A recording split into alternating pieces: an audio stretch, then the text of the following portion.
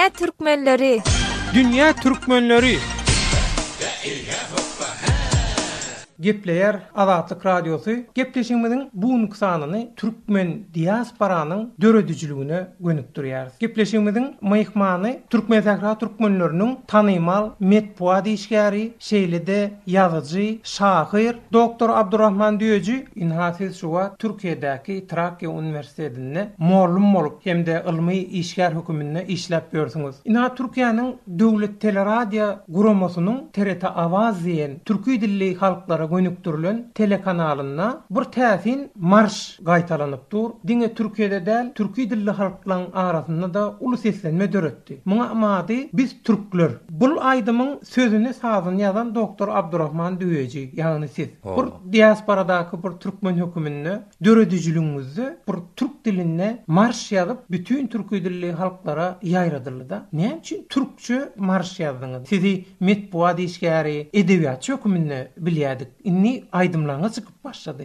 Doğrudanam aýralyk hızran şol adam şahyram etýän eken, aýdymam aýtdyrýan eken. Ýöne Türkiýede başlady, ha? Aslında öz ýanymyza aýtýardyk da hemişde. Ýöne Türkiýedäki şol aýralyk, ýeke ýaşamak, ýekelikde adam şol muzik gowy zat doldurýar seniň. Şol ýekeligiň doldurýar, onsoň duýgularyň çykaryp bilýän şol TRT awaza beremde. Olaram gaty gowy berdi, biz muny zat etjek, klip etjek. Şol has aýraty tenek kanalymyz üçin menne kabul etdim. Olam türkçe täwäbit men ýaşaýan ýerim Türkiýe, ýaşaýan ýeriňem täsir goýa, ýetirýär insana. Doktor Abdurrahman Düýeji, dünýä türkmenlerini türkmençe aýdymlar barmy döredijilikde, diasporanyň döredijiliginde? Hawa indi şol üçin men täze bir aýdym döretdim öz ene dilimizde. Oňam adyny edil şol türkmen diasporasy, şoňa görä jef gelýär, erkek lälesi. Doktor Abdurrahman Düýeji, dünýä türkmenleriniň wekilleri inni siziň şu aýdymlaryňyzy dinlejek bolsa nirde nähil edip dinläp bilýär? Men şol YouTube diýen sayt, şonda ýöretem, özüme bir saýypa açdym şo ýerde. Şonu Rahman Deveji açdym, şol saýypamda goýdum. Şo ýerden dinläp bilerler. Adam erkek lälesi. Yurdumda otlar sönmedi, hakkı aydan hiç olmadı. Devran bize hiç dönmedi, ben ne deyin ezeta. Aramıza düştü dağlar, saranlık uğradı bağlar. Verdi mi de kurtlar ağlar, ben ne deyin ezeta. Yurdumda otlar sönmedi, hakkı aydan hiç olmadı. Devran bize hiç dönmedi, ben ne deyin ezeta. Erkeňem lälesi bolýarmy? O nähil bolýar? Düşünür aýdyň. Indi ordanam öň gyýrlaryň lälesi bolýar, aýralyk çekýärdi. Indi seyretip görýän bu zamanada köplenç erkekler şol aýralyk çekýän diýen. Olam globallaşdy, o erkekler aýralyk çekýär. Aýralyk çekýär, onuň watanyny göreseli, ezzetini göreseli, gidip bilen ok. Dünýäň her ýerinde bar da, özümizem şu zatlary başymyzdan geçirendek. Biýedek men şonu erkek lälesi, bir erkegiň dilinden ezzetini ýatlap ýazysyny, olam ezezan diýip adet ýaçynda gelýär sözler. Ýöne men esasen şol aýdymçylygy bir esasy kär etmek üçin däl, men şol ýene edebiýat bilen dowam etjek. Ýöne ýürek söz aýdym bolup gelse-de, ilhama her ýyly gelse sunupda ýok diýip bolma. Elbetde men işleýän ýerime elbetde täsir ýetirýärdir. Amala sunuplarda. Sunup derslerine ýerýän, sapaklaryna. Oňam täsiri bardyr. Ýani edebiýat delmeň işleýän owrum içinde sunupda bar. Yüreğim para para, inne deyin ezeta. Var bu derde çare, inne deyin ezeta.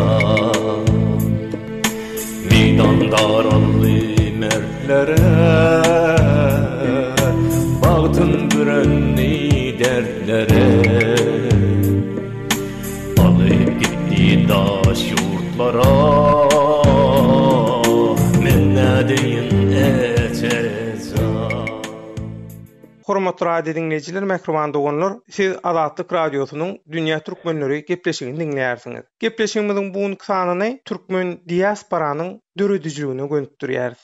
Inniki mehmanymyz Türkiýedäki Türkmenistanyny zähmet migrantlardan aýdymçy öwes Türkiýedäki türkmen diasporanyň döredijligine özüň ýaly migrant aýdymçylar nähili goşunt goşýar. İlki bilen Abdurrahman ağa taňýarkadan aýtmak isleýän böyle bir döredijlik üçin Allah kuwat bersin. Şimdi soraňyza geçsek, ýani bu taýda esasy mesele eklenç meselesi. İşlemek başgadan zatlara wagt aýyp bolan okuyçylyk. Edil öz döredijligine, ýazyjylygyna, şahyatçylygyna, bakşyçylygyna wagt aýyp bolan okşa işlemeli. Şu işin arasynda ýanky doktor Abdurrahman diýjüň aýdyşaly erkeklerleri aýtdyrýarmy aýraçylyk, çekilýän kynçylyklar migrantlara nähil täsir etdirýär? Erkeklerle selam aýtdyrýar, bu elbetde aýraçylyk elbetde. Şu taýda esasy ana tariflerden birisi çykdy. Şu Begenç Öraýew çykdy. Şu Otis Türkiýe diýilen bir ýarışma çykdy. Olam talip ýönünde okaýan okuwynyň başyndan aýdym bolmaly elbetde. Soňra zatlara wagt aýryp bilýän bolmaly. Emma işleýän migrantlar üçin öz şahyatçylygyna, ýazyjylygyna, bakşyçylygyna wagt aýrmak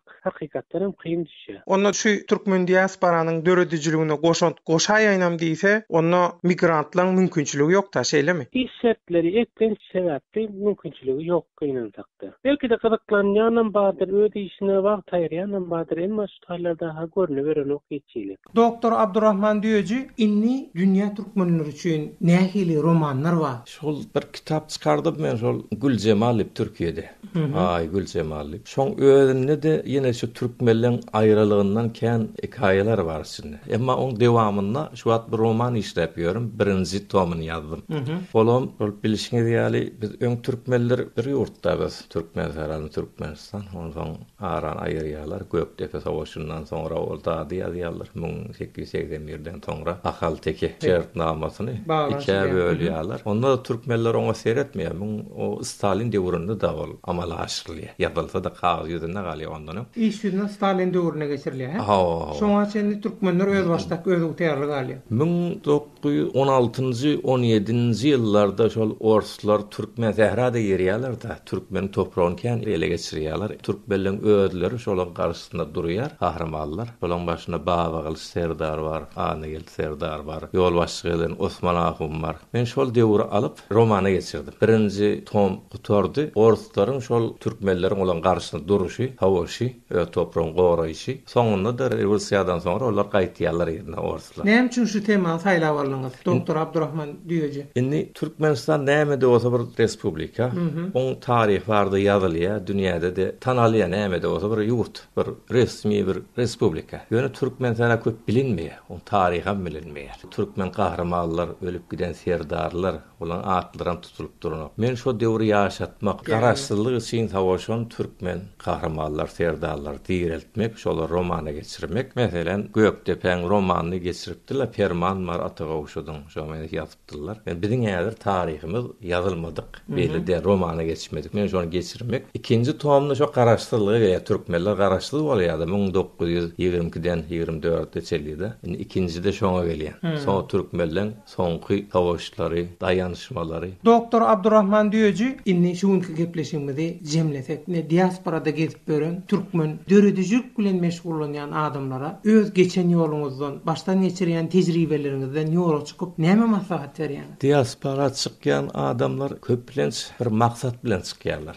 Olaryň beýik düşünjeleri bardyr, maksatlary bardyr. Ýani güýmençleri içindedir, bir göreşi ugrundadyr. Ol adamlar şol göreşi soňra dowam etmeli. Şol düşünje durmaly. Daşar çykdymda inni şol ýaşaýyşyň soňuna geldimde iş bitdi bolmaly däl. Şol çykanyny degmeli. Şol üçin şol düşünjelerini hemme de bolsa göreçek bolmaly, ýazmaly, döretmeli. Aýratynam daşar ýurtda ol sunugat diýen, edebiýat diýen duýgulaň joşup gelýän. Ya duygu olmasa, dertler olmasa ýazban bolar. Şol dertleri dogry ýöle gönükdirip eserler çykarmaly. Maktum olam aýtdy, Mısırda Şawolanyň öz ýylyny gedawol. Ya ýylynyň aýra düşen ahwurar ýylgözler. Şol dogry hemmemize bar şo dert. Maktum ol ýazypdyr, taryhy geçipdir häzir hem aýtdy. Siz hem ýazaýlyň şol taryhy geçireli.